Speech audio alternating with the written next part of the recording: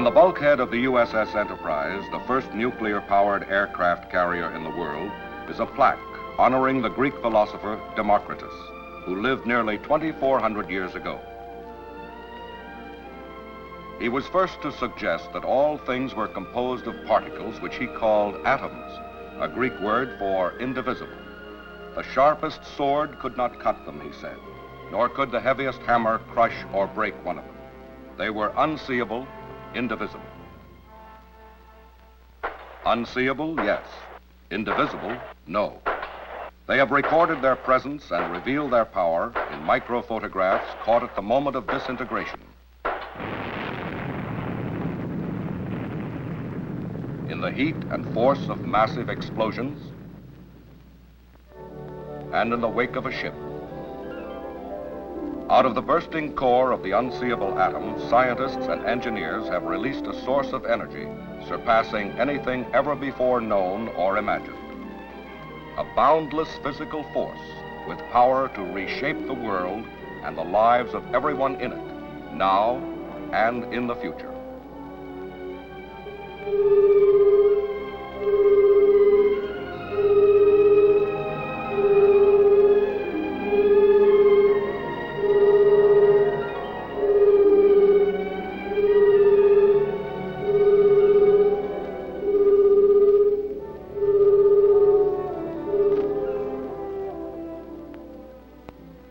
The search for ways to release and control the energy that lies in the nucleus of the atom is one of the greatest detective stories of all time.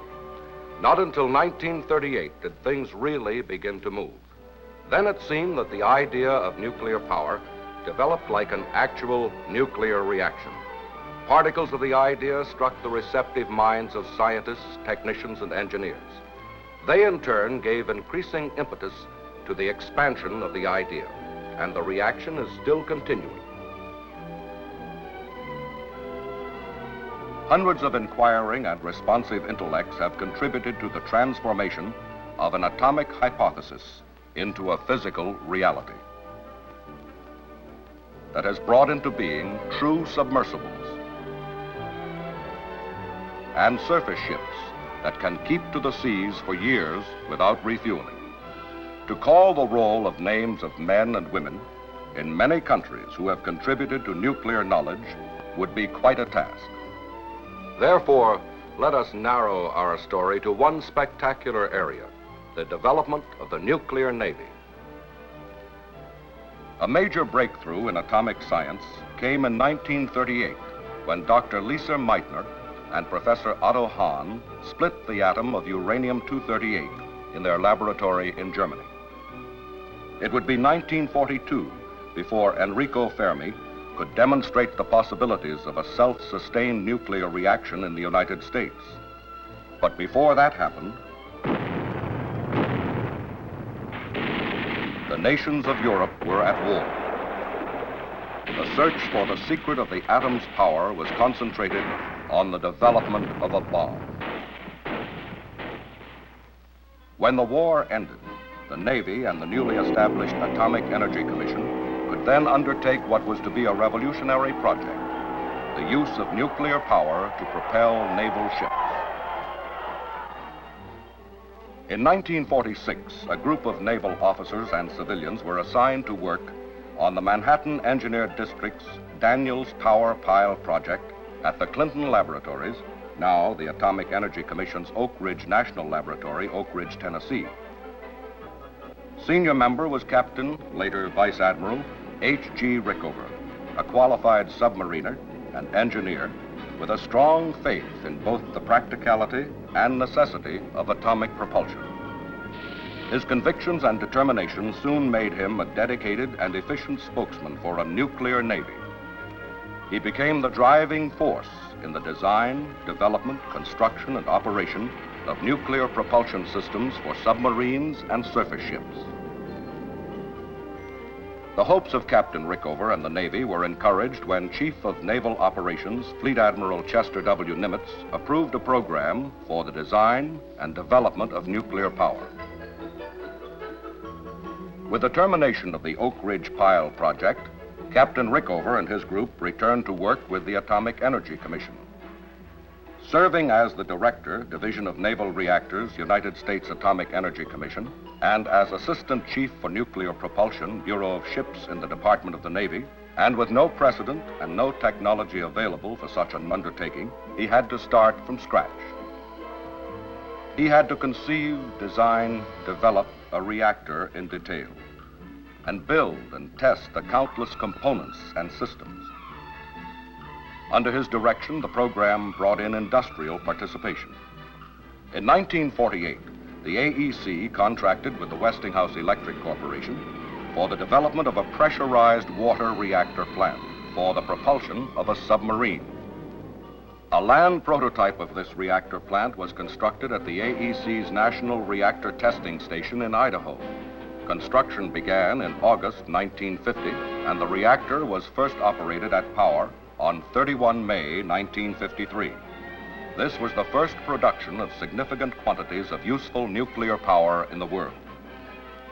The prototype was also used to train the crews which would operate the nuclear power plant. The nuclear navy needed highly trained and competent personnel to ensure the safe and proper operation of nuclear power plants.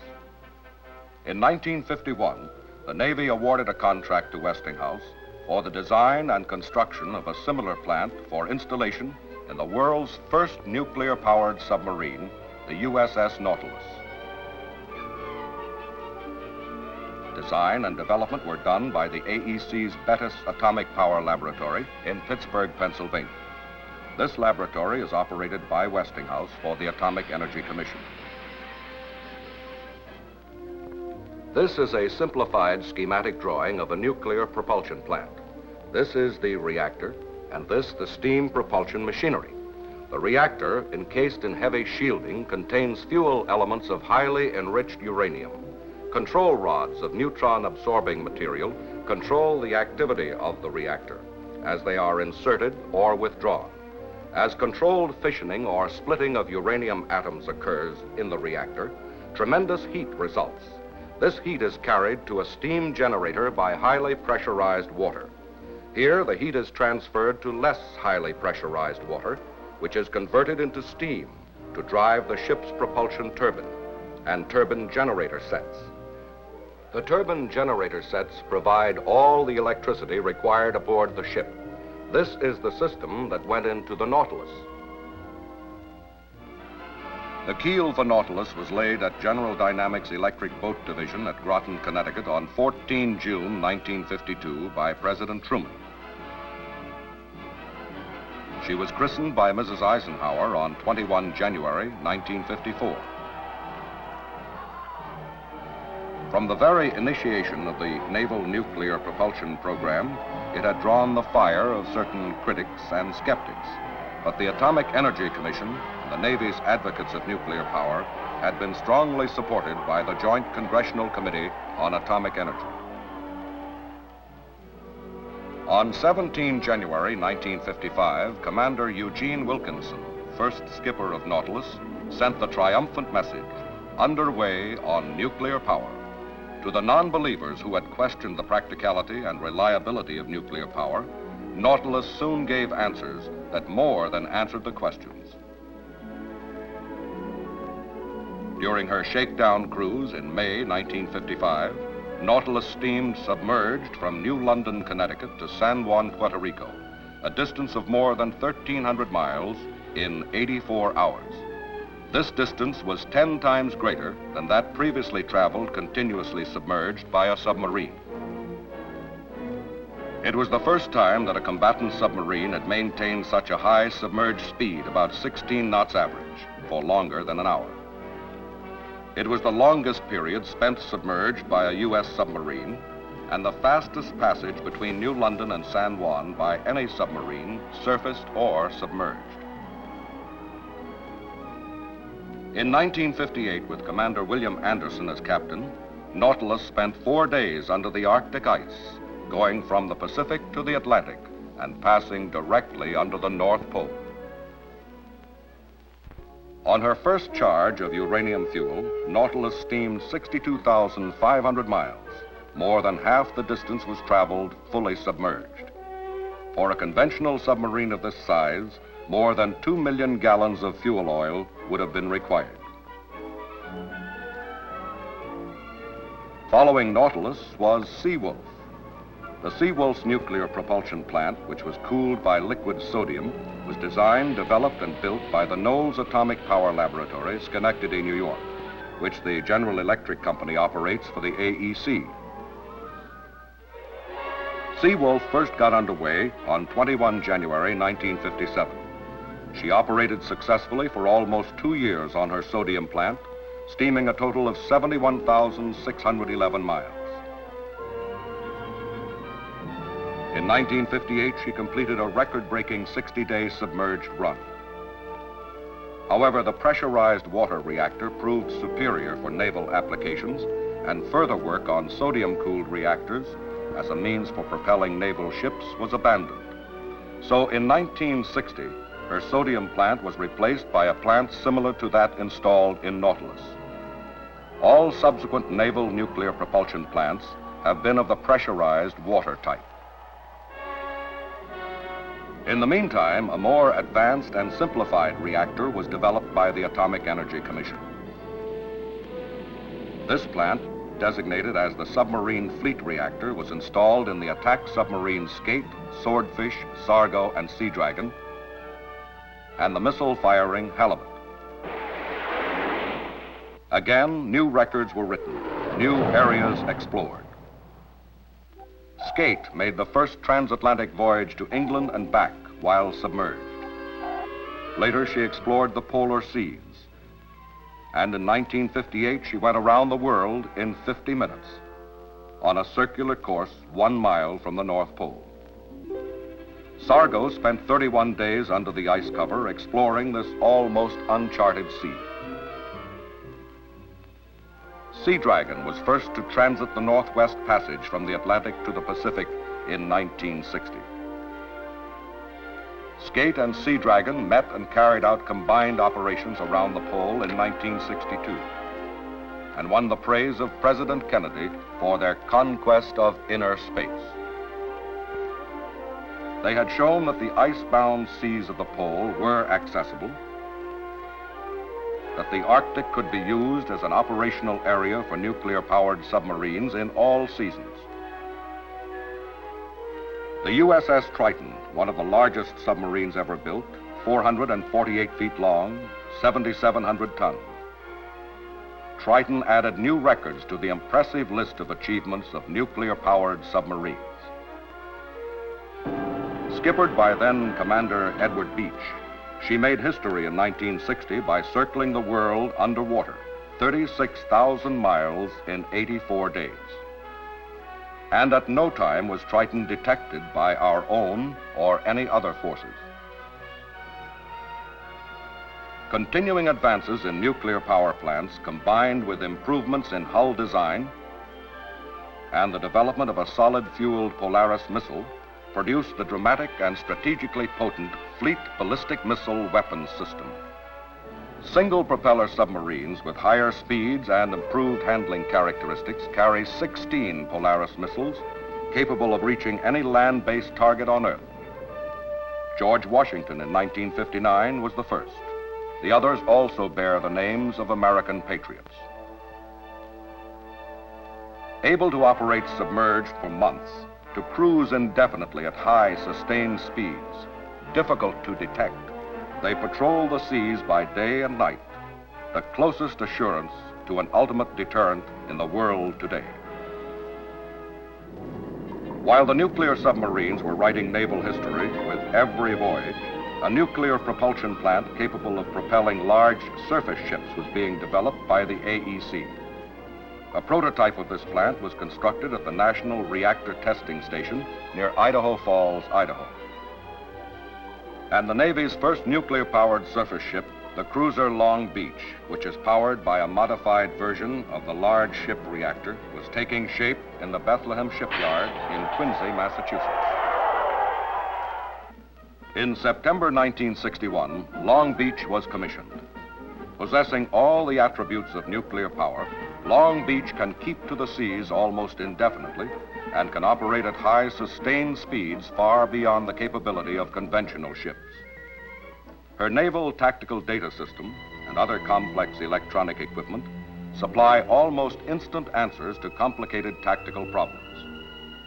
Conventional weapons and missile launchers give a powerful protective response in anti-air and anti-submarine operations. 2 months after the Long Beach was commissioned, the carrier Enterprise put to sea, nearly 86,000 tons, the largest and fastest warship in the world, with a flight deck covering 4.5 acres. Her 8 nuclear reactors produce in excess of 200,000 shaft horsepower to drive her across the seas of the world at speeds in excess of 30 knots. Because the Big E needs no fuel oil to run her reactors, she can carry extra aircraft fuel and ordnance to keep aircraft operating longer than similar fossil fuel carriers. As with all nuclear-powered surface ships, the absence of smokestacks and corrosive gases vastly decreases maintenance problems and permits the use of more effective fixed-array antennas. And flying conditions are improved by the freedom from smoke and hot gases across the deck. A wide range of armament, speed, and detection facilities make the nuclear carrier less vulnerable to attack. The third nuclear-powered surface ship, Bainbridge, a guided missile frigate, was commissioned in October 1962 and further demonstrated the advantage of nuclear propulsion for combatant surface ships.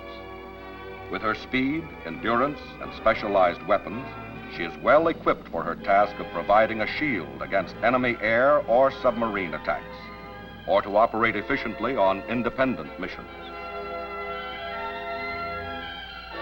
In the early summer of 1964, Enterprise, Long Beach, and Bainbridge were deployed to the Mediterranean, assigned to the 6th Fleet to form the world's first nuclear-powered task force. On 31 July, the 3 ships were designated as Task Force 1, with orders to carry out Operation Sea Orbit. The cruise was to demonstrate the capability of these nuclear-powered ships to maintain high speeds for indefinite distances in all environments of weather and seas without refueling or replenishing of any kind, to demonstrate the strategic mobility and utility of this element of U.S. power, to show these powerful modern ships and aircraft to people in remote areas of the world, to demonstrate the ability to reinforce U.S. power quickly in remote areas with a force ready to fight. To show the ships and their facilities to military and government leaders along the track of the orbit, distinguished guests from Africa, Asia, Australia, and South America were flown aboard on 16 different occasions. After they were given suitable honors, they were escorted around the ships. And later, from the reviewing stand, they saw a demonstration of some of the capabilities of the men and weapons of the Nuclear Task Force.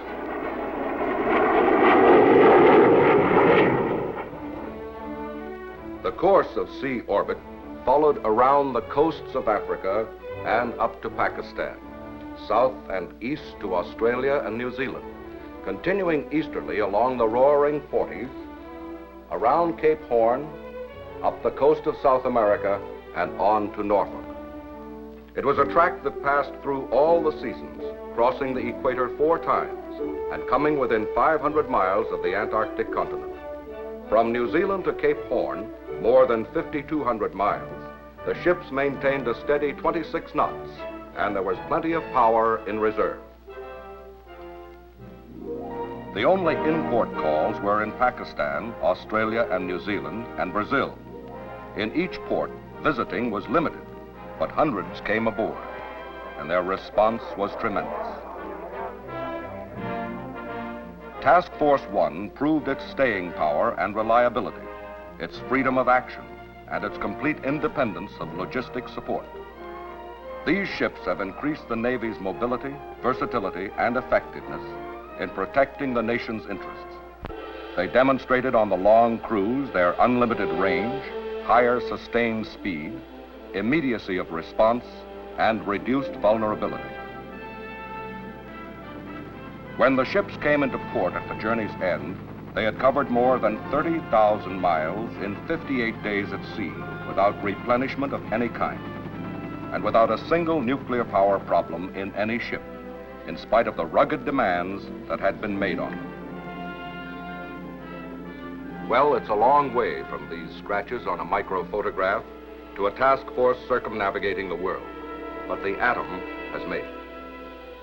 In the decade since Nautilus first got underway, the Navy's nuclear-powered ships have steamed more than 8 million miles. In all this time, no nuclear-powered ship has ever failed to meet an operational commitment due to a malfunction of the nuclear propulsion plant. With conventionally fueled ships, mobility depends mainly on fuel supplies. Even in peacetime, a worldwide fuel distribution is required to maintain our sea power. And in wartime, there must be an availability of oil stocks, storage facilities, tankers, and escorts to protect them. Protection is even more necessary during the actual period of replenishment. In heavy weather, refueling is often impossible. At times, this has caused destroyers to turn back for lack of fuel. And sometimes an entire force can be immobilized by an attack on the relatively vulnerable fuel train.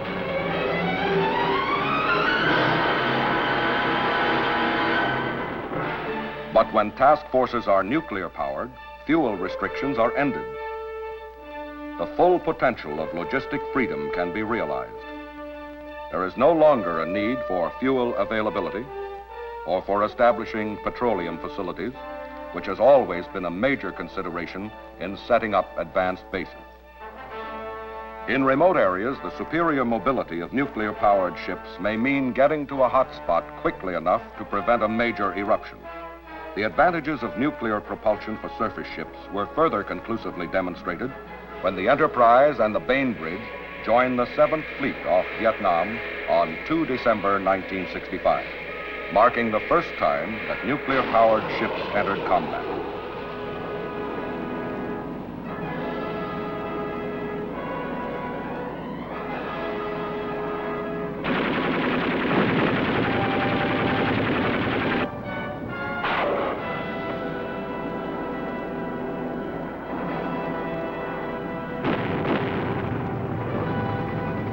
During the transit from Norfolk, Virginia to Subic Bay in the Philippine Islands, the two ships maintained a speed of advance in excess of 20 knots for the entire 16,000-mile trip, despite the fact that flight operations were conducted for 9 days and 3 nights, arriving with sufficient jet fuel remaining to conduct days of heavy combat operations.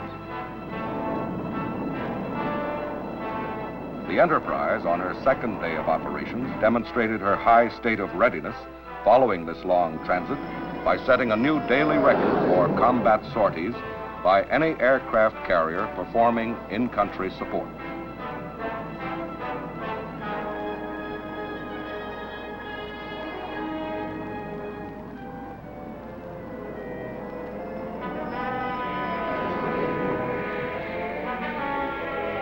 The capacity for virtually unlimited steaming at high speeds means that hostile areas can be transited quickly. Submarine contacts or heavy storms are more easily avoided. Fast retirement can be made from the threat of air attacks. The element of surprise is increased, especially with the elimination of telltale oilers. The absence of smokestacks and air intakes makes it possible for nuclear ships to be buttoned up and washed down automatically in the event of atomic, biological, or chemical attack. The tremendous reservoir of power in the nuclear reactors is able to meet the constantly increasing electrical demands of communications, radar, sonar, and the naval tactical data systems, as well as the new weapons systems and the requirements of flight deck catapults. Another benefit of nuclear power is greater maneuverability. Instant power, power to move ahead, stop, or back up quickly. Among other advantages, this immediate response minimizes the exposure of a carrier to enemy attack as it comes about to launch or recover aircraft. The results that have been achieved in just the past few years by the Navy and the Atomic Energy Commission with the cooperation of American industry, have been spectacular. But we are still just on the threshold of a nuclear age. Knowledge, reacting to continuing nuclear discoveries, acts as a catalyst in many areas. It is reflected in power plants to produce electricity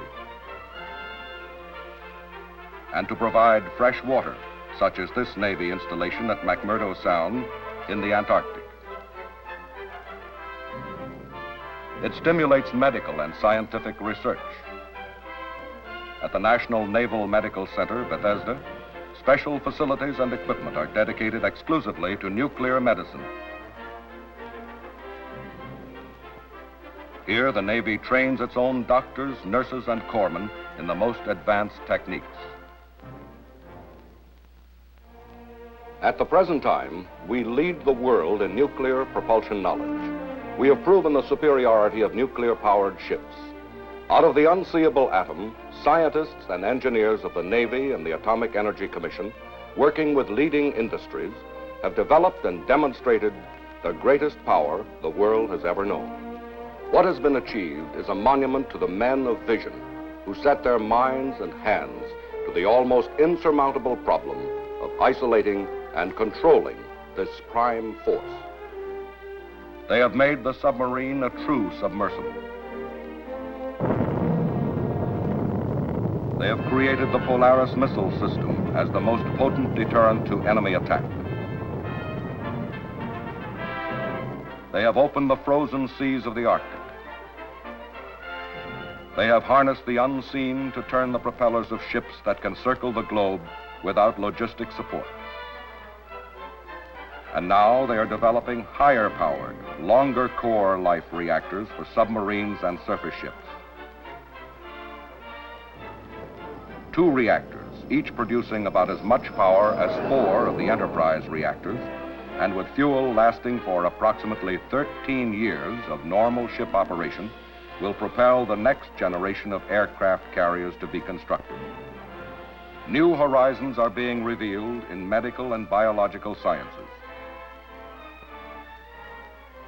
The way is being shown to new processes for industry. These men of vision have brought into being the vanguard ships of the nuclear Navy, a vital force for the future, underway on nuclear power.